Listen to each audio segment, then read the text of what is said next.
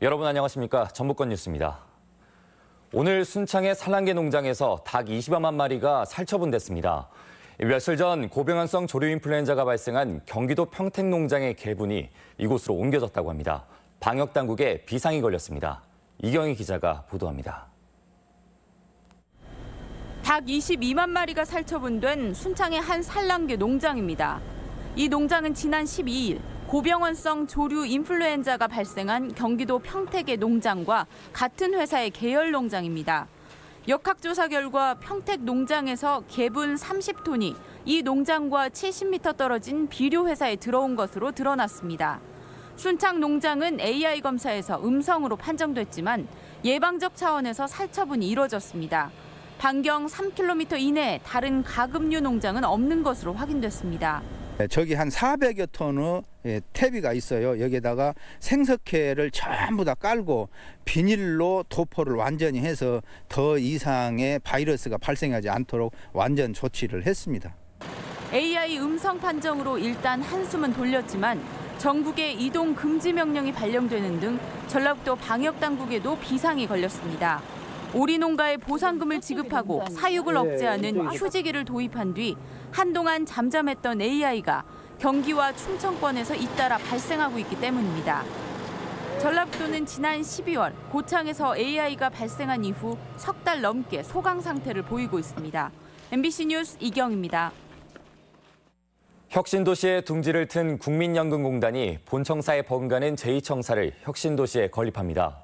서울 강남 사옥은 용도를 제한하기로 했으며 잔류 논란도 종지부를 찍었습니다. 유룡 기자의 보도입니다. 국민연금공단 본청사 앞 너른 공터가 2020년까지 제2청사로 모습을 바꿉니다. 공단은 최근 신청사 디자인을 확정하고 612억 원의 예산으로 지하 1층, 지상 9층 규모의 제2청사를 건립하기로 했습니다. 500여 명이 상주하는 본청사에 맞먹는 규모입니다. 370명 직원이 근무한 공간으로서 주민 편의시설로 강당, 도서관 등이 제공될 예정입니다. 본관 규모의 공간은 제2청사는 향후 2,500조 원까지 확대될 기금 규모를 감안해 이를 운영하고 관리할 인력이 일할 공간입니다. 2년 전 이미 국토부 승인을 받았는데 이사장 교체 등 진통 끝에 이제야 첫 발을 내딛게 됐습니다. 공단이 전북 안착을 위한 적극적인 행보를 보이면서 기금본부 서울 잔류 논란도 수그러들고 있습니다. 서울 강남 사옥 리모델링은 일부 회의 개최를 위한 것일 뿐 전북에서 모든 업무가 진행된다고 못 박았습니다. 극히 제한적인 회의 업무 외에는 모든 업무는 전주 공단 본부에서 이루어지는 것을 원칙으로 하고 있습니다. 한편 기금운용본부는 이전 첫 해인 지난해 2011년 이후 최고의 수익률을 기록하며 지방 이전에 대한 우려는 기우였음을 증명하기도 했습니다. MBC 뉴스 유룡입니다. 지방의원 정수와 선거구 조정안이 논란 끝에 이번 주 확정됩니다. 전라북도의회는 최근 전라북도가 제출한 시군의원 정수와 선거구 획정안을 내일 행정자치위원회를 거쳐 오는 21일 본회의에서 의결할 예정입니다. 이번 안에 대해 군산시와 전주시가 정원 감축과 배분 문제로 반대하고 있어 추가 수정될 가능성도 제기되고 있습니다. 야3당이 도지사 후보를 내지 못할 정도로 인물난에 시달리고 있습니다. 민주평화당은 전북에서 민주당과 1대1 구도를 목표로 지방선거를 진두지휘할 상징성 있는 도지사 후보를 영입하겠다고 밝혔지만 아직까지 뚜렷한 후보를 발표하지 못하고 있습니다. 자유한국당과 바른미래당 역시 지지율 하락에 도지사 후보 공천은 고사하고 시장 군수 후보도 내놓지 못할 정도로 인물난을 겪고 있습니다. 겨우내 차량 통행이 제한됐던 정영치 도로가 내일 개통됩니다.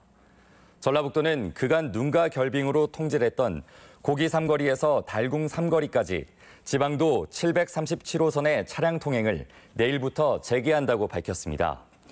또 지리산 탐방객들의 안전을 위해 해빙기에 우려되는 절개지 낙석을 수시로 제거하고 점검할 예정입니다. 저소득 가구의 교육비 지원이 이뤄집니다.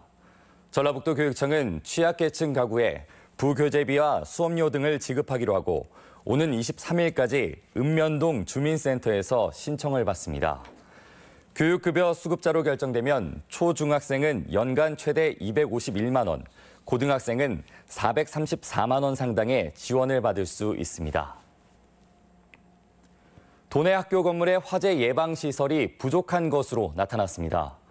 교육부가 조사한 스프링클러 설치 현황에 따르면 도내 초중고등학교 건물에 설치된 비율은 6.3%로 전국에서 최하위를 기록했습니다. 전국 평균 설치율은 16%였으며 세종시는 61%로 시도 가운데 가장 높았습니다. 노후된 공동주택 단지의 주택 관리 비용이 지원됩니다. 전주시는 전주 남구 아파트 등 준공 후 20년이 넘은 33개 공동주택 단지에 최고 2천만 원까지 보수 비용을 지원하기로 했습니다. 지원 대상은 옥상 방수와 외벽 도색, 지하 주차장 LED 설치 등입니다. 빗물 활용을 높이기 위해 탄소 여과 장치가 보급됩니다. 전주시는 빗물을 이용하는 어린이집과 학교 등 33개소와 빗물 이용 시범마을인 서학동 예술마을에 전문권 뉴스였습니다.